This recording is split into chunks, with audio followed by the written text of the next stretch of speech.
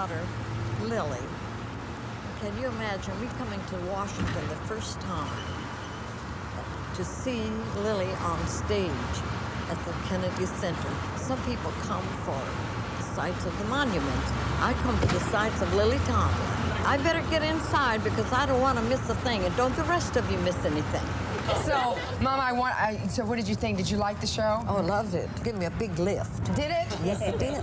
I thought you were great. Anyway, it made me very happy that you liked the show so much. Oh, I know. It's wonderful to see you up there and all the things you can do, you know, from one character to another. It's great. Do you remember the one time you ordered all of these magic tricks, and itchy powder, and old flies and plastic ice cubes and yes, and other things more disgusting to that I'd rather not mention. And when they arrived, you couldn't pay for them.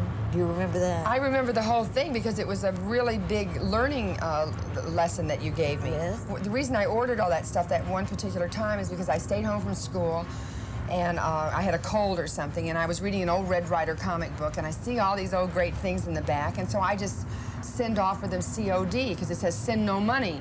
Right. So I think, well, great. I feel as if I'm the only child in the world that discovered I could get this stuff free. And sort of several weeks went by, and I'd forgotten all about it. And I come home one day, I never forget you. I can see you standing in the hallway, you know, in that old apartment. And you came in, you said, young lady, I want to know if you ordered a whole bunch of old junk out of an old comic book.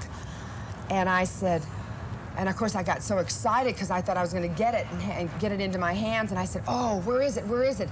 And you said, well, you can have it when you can pay me back. Because it had cost like about $11 or something, which was a lot of money then.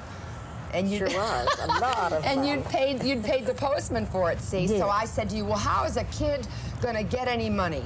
You know, because I was about 8 years old, and you said, and you're the one, you gave me this great concept. You said, well, you can go to all the neighbors and tell them what you'll do. You can take out their garbage, walk their dog, go to the store. Don't you think that was great that I taught you that? It was fabulous, and I put it into practice, and I was sort of financially independent ever since. Right. When you were 16 and moved out, it broke my heart.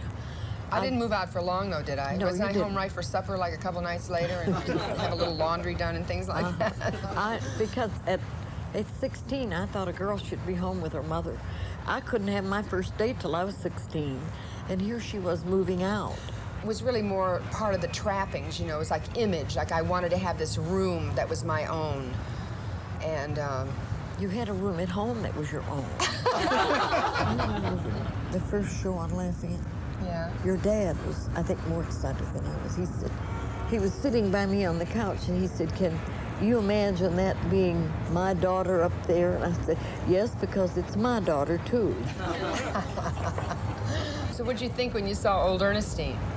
I thought she was great, but I still love Edith Ann. Oh, you do? And that's the truth. And that's the truth. Mother, you've made me laugh so much over the years, and then you've said the most tender, sweet things to me, and we've, I don't know, you've dealt pretty good with me. And I've loved everything you've said to me.